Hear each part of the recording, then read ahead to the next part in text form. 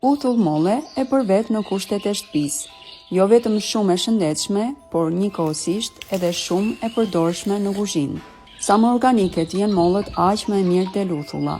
Mollët i pastrojmë, për një vazo 2 kiloshe do na duhet 1 kg moll, mollët i presim në feta të holla, unë një ruaj edhe pjesën e farës pasi është shumë e rëndësishme për procesin e fermentimit, i vendosim në një vazo qelqi dhe përgatitim lëngun e uthullës.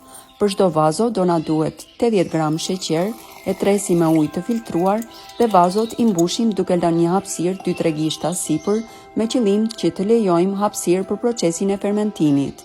Vazot i mbulojmë me një robë, po jo me kapak, dhe çdo 2-3 ditë mollët i trazojmë me një lugë druri. Është e rëndësishme të përdorni lugë druri pasi lugët e tjera ndikojnë në procesin e fermentimit. Këtu jemi pas 2 javësh, procesi i fermentimit ka filluar dhe ky proces do zgjasi për 3 muaj.